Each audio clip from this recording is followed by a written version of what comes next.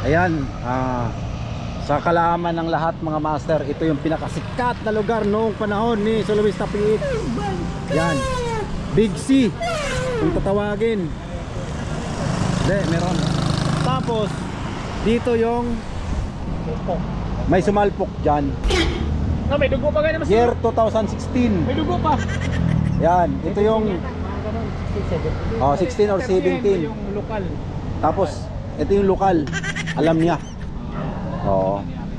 Tapos saan nagmumulto? Diyan, dahil yung motor niya naiwan dito. Oo, naiwan dito, diyan nagmumulto. Tapos nawala na yung motor, wala nang multo. Wala na. Kaya mga master, tandaan nyo, Big C ang pinakasikat na lugar sa Marilaki noong panahon ng 2000 nag-umpisa 2015, 2016. 16, 17. Ayan, 16, 17. Big C ang pinakasikat na lugar dito. Yan. Maraming kumalat dito. Ayun, maraming kumalatan dito. Malulupit ang kumakalat dati dito. Meron dati kumalat dito simula rito. Oo. Simula dyan hanggang dun sa... Sad papunta doon. Hanggang dun sa gate. Yung gate na yan. Oo, tapos tumama pa sa bato dun. Biyak yung bato. Agoy.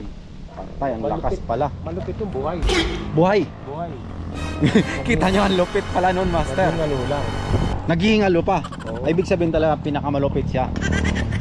Nagkangalang krong. Yoy! Grabe pala yun. Idol ko na talaga yun. Nagkangalang krong. Nagkangalang krong. Shout out. Ayan. Naghingalo yun si Si Krong. Master Soloista PH na lang ang nagsasabi niyan. Shout out kay Master Krong. Naghingalo si Krong eh. Ayan oh. Ang puwit niya, nag-iinit eh. Ako po. Nakakatakot pala yun. Nawalan siya ng memory. Memorya. Nawalang ulirat kumbaga pag sa Tagalog ano. Grabe pala yun, master, nangyari dito. Ayun, yan ang totoo, pero marami ditong kumalat dyan sa Big C na yan na mga kamuti noon. Pero yung mga kamuti noon, hindi mga iyakin. Hindi, dati Oo. videohan ko pa nga sa mukha eh. Oo, di ba? Hindi sila iyakin. Wala mga Mga kamuti ngayon. Mga iyakin na kamuti ngayon. Oo, mga iyakin na. Nagiging abogado na eh. Oo. May mga batas na alam, no? Batas na alam Ay, dito. grabe. Mga panahon namin, Wala. iyakan. Oo, walang iyakan. Ginusto mo yan eh. Yan ang tama dapat. Ginusto mo magkamote, edi face the consequences. Oo, ganun dapat. Ganun ang mga kamote dati. Ngayon, mga ngamuti ka, pag na-upload ka, Iyak. naku, iyak, tapos attorney. Huwag mong i-upload, hindi alam ng nanay ko. Yun ang ano, Hindi alam ng tatay ko. yun ang laging dialogue, ano? Tapos sasabihin, walang consent. Oo. Walang consent yan. Hindi ka nga humingi ng consent. Consent para mga ngamote, ano? Ay, nako.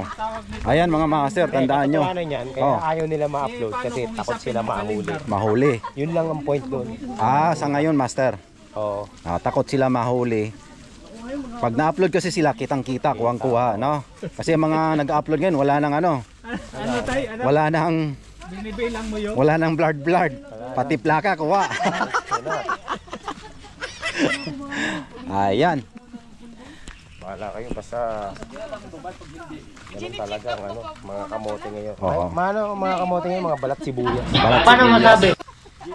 Maangas lang kapag racing. Oo.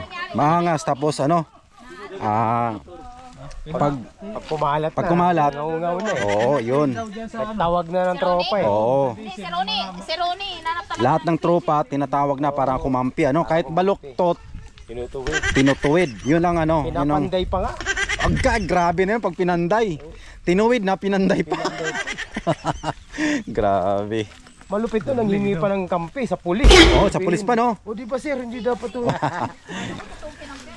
Grabe na yun, oh. Yan ang issue dito, master. Mga master sa Marilaki. Dito mismo? Oo.